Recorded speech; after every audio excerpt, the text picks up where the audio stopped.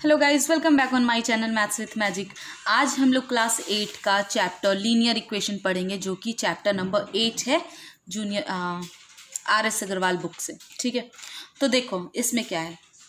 सबसे पहले हम समझेंगे लीनियर इक्वेशन का डेफिनेशन पे जाने से पहले हम लोग समझेंगे इक्वेशन होता क्या है ना। It's very important to know what is an equation. An equation is a statement, ये एक स्टेटमेंट होता है। ठीक है, ऑफ इक्वालिटी, ये एक स्टेटमेंट ऑफ इक्वालिटी होता है। Okay, statement of equality of two algebraic expression involving one और मोर अननोन क्वांटिटीज। ठीक है,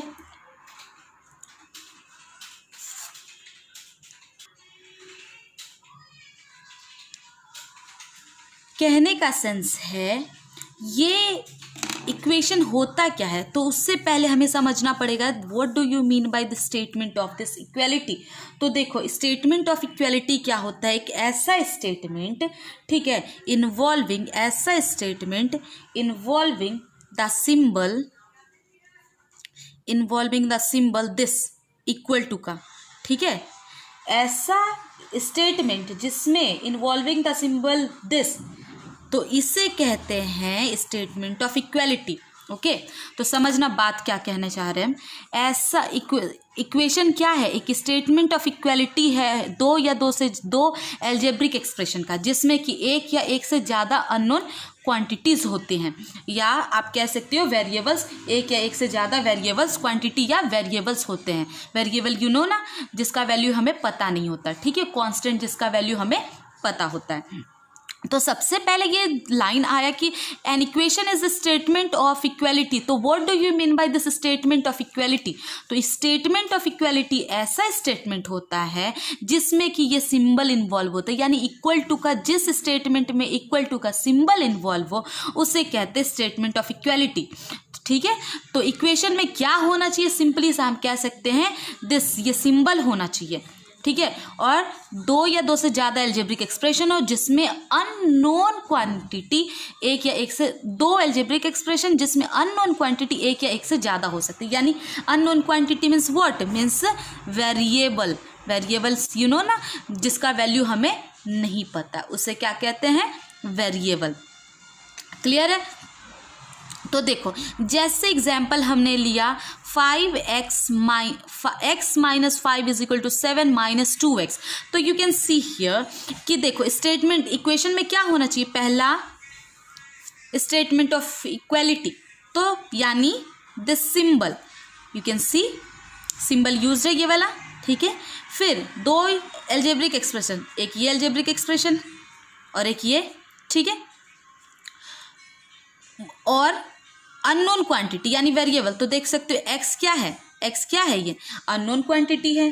ठीक है, x क्या है? Unknown quantity. x y is equal to 7, x और y क्या है? Unknown quantity. तो दो या दो से ज़्यादा, इक्वेशन में दो ही हो या दो से ज़्यादा अननोन क्वांटिटी हो सकते हैं। क्लियर है? तो आप 6th क्लास के डेफिनेशन में जाओगे, linear equation into one variable, एक बार जाकर देखना, उसमें भी इसी तरीके का डेफिनेशन इक्वेशन का दिया, लीनियर इक्वेशन का दिया है। तो आप जाके एक बार वहाँ से भी एक बार रिकॉल करके फिर इस पे आ सकते हो। सिंपल सा लैंग्वेज है बिल्कुल कि इक्वेशन क्या है। इक्वेशन में सबसे पहले दिस सिंबल इन्वॉल्व होना चाहिए, फिर अननोन वेरिएबल होना चाहिए। अननोन वेरिएबल कहने का सेंस एक हो या एक से ज़्यादा हो, और उसमें एल्जेब्रिक एक्सप्रेशन होना चाहिए। ठीक है, दो एल्जेब्रिक एक्सप्रेशन इन्वॉल्विंग वन और मोर अननोन क्वांटिटीज, ये हो गया इक्वेशन। तो ये 3 into x minus 5 is equal to 6, तो ये क्या है? This is also an equation. ये भी क्या है? एक इक्वेशन है। क्लियर? चलिए अब समझते लीनियर इक्वेशन क्या है। तो लीनियर इक्वेशन क्या है? एन इक्वेशन, ऐसा इक्वेशन, ठीक है, in which the highest power of the variables involved is 1। तो लीनियर इक्वेशन क्या है ना, कि ऐसा इक्वेशन जिसमें जो पावर, वेरिएबल का जो पावर होगा वो क्या होगा? 1 होगा। वेरिएबल का पावर क्या होगा? जैसे x minus 5 is equal to 7 minus 2x, तो वेरिएबल ये है और वेरिएबल यहाँ पे है।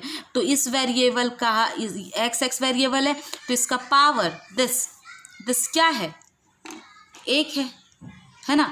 1 के अलावा कुछ पावर नहीं होना चाहिए।